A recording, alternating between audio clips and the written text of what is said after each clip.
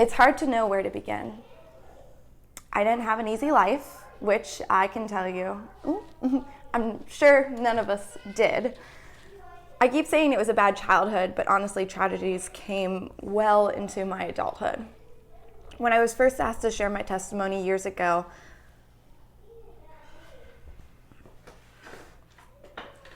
I looked at this person like he was crazy. So Lauren was there, and they're like, Shannon, tell me your testimony. I'm like, what? I've never had anyone ask me that before, let alone a stranger. I had to ask him what he meant by testimony. He said it was when people tell their story on how they became a Christian. The obvious and quick answer would be as follows. My father was a pastor, and he taught me first thing that Jesus paid the price for me. But instead, I looked at the stranger and grew incredibly uncomfortable. I answered, I don't have enough time to share that with you. We just don't have enough time. Throughout the last few years, I've been able to share my testimony in bits and pieces, shorter and shorter. I was brought into this world by my pastor father and my ill mother. My father was and is quite possibly the most amazing dad to ever exist. Okay, maybe I'm being a little biased. My mother, on the other hand, not quite as amazing. I was homeschooled, which I recommend, and brought up in a Christian-like household. I say like because my mother didn't like my father telling me about God. She suffered from a mental illness, something that only made her sick a few years before my birth. She pretended on the outside that she was a friendly Christian mother and wife, but that wasn't quite the case. The few times I remember her being happy, she was faking. I'm not sure if I've actually ever seen my mother happy. This grew to stress amongst my family. I remember when I was 3 years old, I had one duty, that was to bring smiles to my depressed mother, father, and older brother. You do not want to read my diary. It was surely depressing. I was told that I was the happiest little girl. I looked like Shirley Temple, and I was always singing and dancing. Kind of still am. My father said I could sing before I could talk and dance before I could walk. But my outward appearance did not reflect my true innermost pain. Pain I still feel today. Looking back, I was trapped in a family picture frame. A perfect family on the outside, but a disaster on the inside. Years later, my mother was diagnosed with multiple personality disorder. This made a lot of sense. My mother was very abusive, both physically and mentally. Let me paint the picture. I was probably about 6 or so years old, and I vividly remember standing in the playroom. My mother was shrieking at me. I don't remember what for, and I was profusely crying. I had to pee. My mother didn't let me go to the bathroom and continued to yell at me. If I dared move, she hit me. This went on for quite a while. It went on so long that I could not hold it anymore, and I peed my pants. My pee then flowing down my legs into the carpet just as my tears flowed down into the same puddle. I didn't know how she could have gotten any angrier, but somehow she did. My memory blacked out after that. I believe the consequences were so bad that my brain decided to bleep the rest out. Frequently, my mother would throw me into the corner telling me how much of a worthless, evil child I was, and how I needed to pray to God for him to not send me to hell because that's what I deserved. Eventually, I begged my parents to go to public school and told my dad it was to be in school with my friends, but I wanted to get away from my deranged mother. I won't go on and on with these stories, for you guys probably have a good idea of what I dealt with. I loved my mother. Always will. I tried to be silly with her and take care of her when she felt sick. I had to grow up quick so that I could become her mother. My father wasn't aware of the abuse. He thought he was the only one taking it from her. She was awful to him. I don't remember one good memory of my father and mother together. I probably just blocked everything out. She was always either yelling at him or hitting him. My father, love-stricken, took it. He was afraid to leave, taking me and my brother with, because he didn't want to take us away from our mother. Middle school was a strange time for me. I was bullied tremendously. I had nicknames such as horse, stick, anorexic, ugly, useless, disgusting, and so on. My hair was pulled out, I was pushed to the ground, and I was even told to go kill myself. It seemed as if I had no place to go. I was harassed at school and beaten at home. There was, however, one good thing that came out of Cedar Crest Middle School. A girl I met right away that was very friendly. I found out quickly she was just as weird as me. Her name was Tori Herr, and right away we became best friends. We talked every day after school on the phone and hung out every week. She helped me get through my worst struggles at home. It's safe to say that she didn't like my mom very much. Tori was happy when she heard that my mother was leaving. It was in 8th grade when my mother finally left. My mother thought my brother and I would go with. She was delusional. I was scared to death of her and didn't want to be left alone with her and some strange man. But my dad thought it'd be best for me to go visit her. My visits were terrible. This point in my life was when I was dealing with the most pain. I felt as if I didn't have a place in the world, and I hated everyone for it. My mother pretending to be nice to me in front of her new husband, but I saw through it at the time. I wasn't sure when she was going to go back into her other personality and flip out. She took me to church where they had a Sharon Wilbur concert. I didn't want to go, but I didn't have a choice. Growing up, we didn't go to regular church. I'm sure you can guess why. My father created a home church, but it was located an hour away and I didn't really care to go. The Christian-like friends I made in my childhood weren't very nice to me. I found myself stuck in a secular world. We arrived at this concert and I was angry. Angry at my mother for treating everyone in my family so terrible. Angry at this man with my mother who doesn't know anything about our family. Angry at the people at school for bullying me. My anger quickly turned to rage, which then quickly grew to hate. As I was sitting down at the concert, I thought to myself, I hate my mother. I hate her new husband. I hate Cedar Crest. I hate my family, I hate my friends, and I hate myself for hating everyone else. And most of all, I hate God. I hated God for putting me through this agony, for putting me on this earth just to toy with me. I hated God. I then pictured the church burning. And I wanted everyone in that church, including my mother, to die. I wanted to die with them. Suddenly, a bright light shined towards me. The room, which was cold, became a temperature I couldn't feel. I wasn't sitting anymore. I was floating. I wasn't in the room, but instead in mid-air. Due to its brightness, I couldn't see anything but the light. The light spoke and said, "It is finished."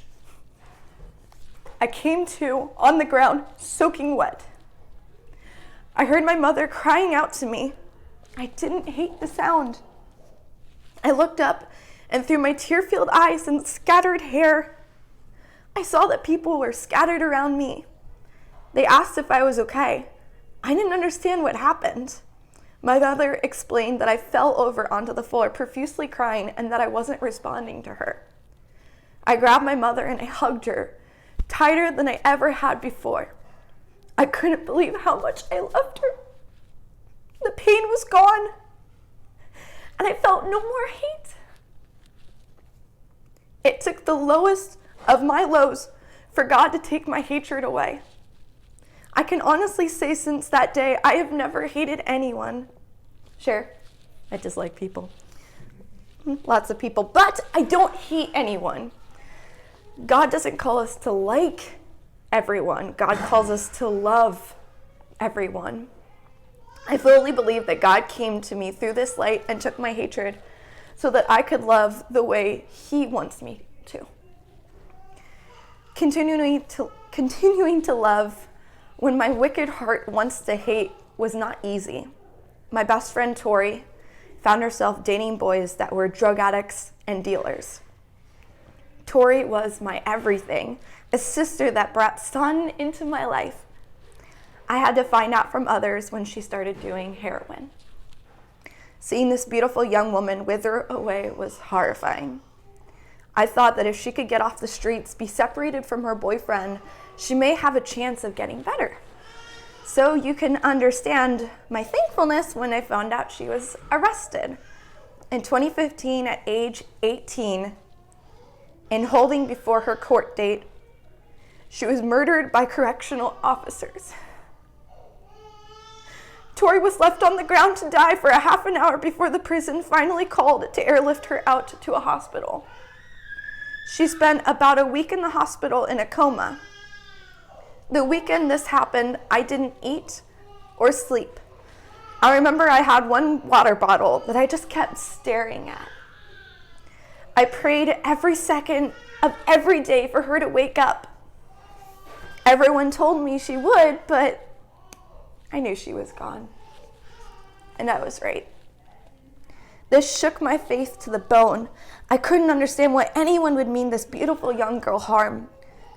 God ended up showing me the amount of people that Tori shared the gospel with in the roughest of places. People that gave their lives to Christ after seeing her death. There's a purpose for everything.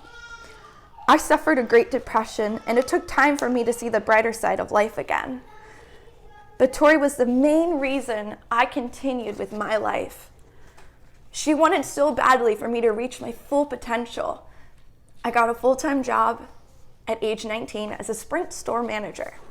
Things were starting to look up. Of course, this is when my mother decided to enter back into my life. She split up with her husband, no surprise there, and moved closer to me. For the first time in my life, she was acting kind to me, treating me as if she loved me. This went on for a year, and I held dearly to every minute of it. It had been a week since I had heard from her, so I went to visit her. Come to find out, she hasn't been at her place for a week, and her roommates didn't know where she had gone.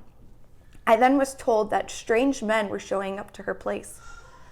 I freaked out. I called the police and went on a wild goose chase trying to find her. To shorten the story, I finally found her with some weird man, and she seemed lifeless.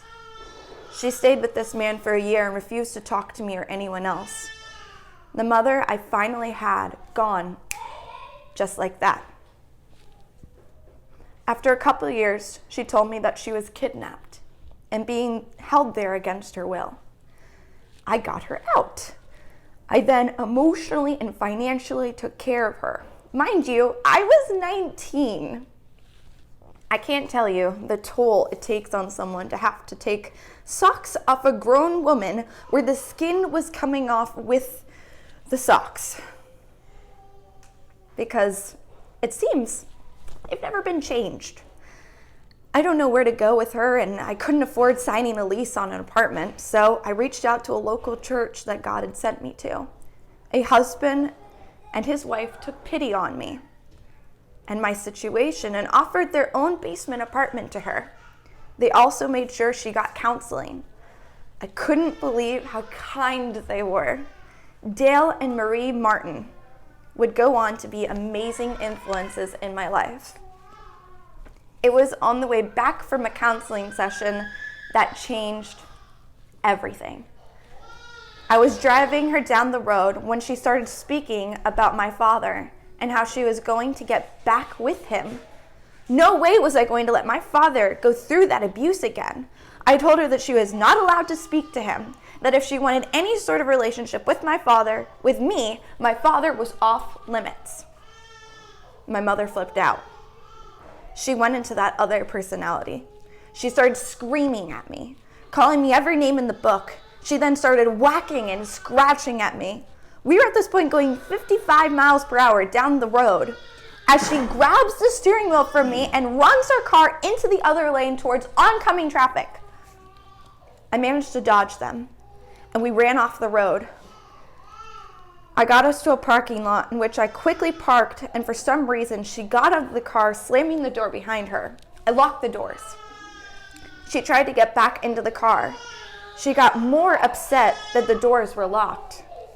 She ran over to my door and started hitting and clawing at the window. I was having a panic attack, afraid for my life, and called my brother for help. He could hear her screaming in the background. While waiting for my brother to arrive, I curled myself into a ball as I heard wild noises outside of my window. I couldn't recognize what was coming out of my mother. As soon as my brother pulled up, she stopped and went back into her normal personality. She switched the entire story and said that I tried to kill her, running us into the other lane, and that I was the one hitting her and yelling at her. My brother saw right through the lies and called her out on her bullcrap. That was the end of that. The next day, I realized how dire it was for her to get psychiatric help. Between her depression, she wasn't eating, and now seeing how dangerous she was to others, I reported her. They took her to Phil Haven, which I told her she had to stay if she wanted to continue to have a relationship with me. The couple that took her in gave me so much love and urged me to get counseling, and which the church paid for. My counselor taught and grew me so much. The main thing I learned is how dangerous my mother was to me, not only physically, but emotionally as well. She taught me that I was not responsible for my mother. My mother left Phil Haven shortly after and refused treatment. I had to make the decision to leave my mother and never allow her back into my life. This was a new beginning for me, as I started to see just how capable I was of taking care of myself, something my mother told me I could never do. I moved to Lancaster into my own apartment. I started going to church nearby and right away made a ton of friends. I've never had such a large group of caring friends. I started reading the Bible and growing closer to Christ. The best thing I ever did was open my place up and host Bible studies. I never would have thought I'd be teaching the Bible to people. I made friends with people that showed up to my place because they heard about my Bible studies. I had finally a purpose and was using my gifts. If you're wondering what happened to my mother, I have found out that she has called me horrible things and threatened my life plenty of times. I do not allow anyone to give her any of my information. One thing that really stuck out to me is that during the entire time, I had continued to love her, and I know I always will. As for Tori, her family has since then won a lawsuit of $5 million, which I pray will make the prison think twice before killing others. I now can speak to people about drug addiction with firsthand experience of what it does to people and where it takes them. And I can show them how much they matter and how absolutely amazing they truly are. I will see Tori again, and we'll pick up just like no time has passed. I don't have one big day in which I remember giving my life to Christ. Instead, I remember all the times I turned away from him, and he kept chasing after me. The harder I pulled away, the harder he pulled me back. I asked where he was during abuse, the pain, and the suffering. He showed me that the sin of the world creates bad situations, but God puts me through tests. So I learned to rely on him. It wasn't God's fault that I had a bumpy ride. Instead, it was God's grace that he was by my side, carrying me when I couldn't walk anymore.